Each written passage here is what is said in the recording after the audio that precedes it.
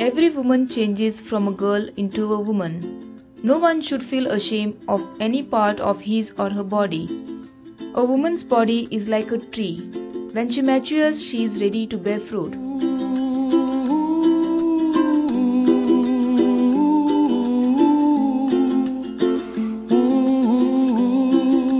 See, the woman's body has one uterus and two ovaries, and each month from one of the ovaries one egg is formed. As the egg is maturing, at the same time the lining of the uterus also goes on maturing, and by the time the egg is ready to be released, the lining of the uterus is ready to receive the egg if it gets fertilized, so that the fertilized egg can get implanted in the uterus and then grow into a baby. So the initial nourishment of this fertilized egg is the function of this lining of the uterus. But if fertilization does not occur, and if a baby is not being formed, then this lining of the uterus becomes useless and it is shed at the end of the menstrual cycle as altered blood mixed with some mucus and mixed with the lining of the uterus. This period of where blood and mixed with some of the tissues comes out, this time is called menstruation actually.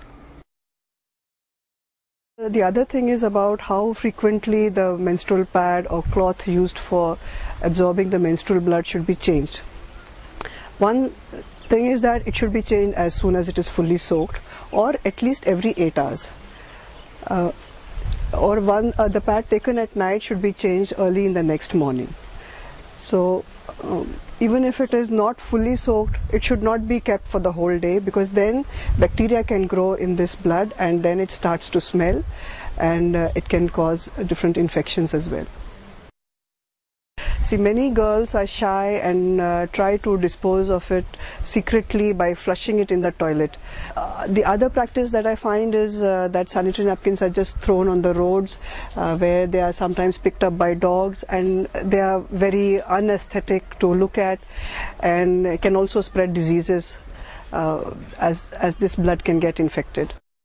See, all the medications that are used for postponing or preponing the menstrual periods are actually high doses of hormones. These hormones do have side effects, some of which can be very serious. Now, I find that girls and women are not at all reluctant to take these high doses of hormones, even repeatedly, even for very flimsy things like a friend's wedding or some function in the house. Now, repeatedly taking these pills for postponing or preponing the periods can have side effects on the menstrual regularity, plus the pills themselves have their own side effects, including clotting of blood in the veins, which can have very disastrous consequences. So as a doctor, I do not recommend postponing or preponing menstruations for small flimsy reasons.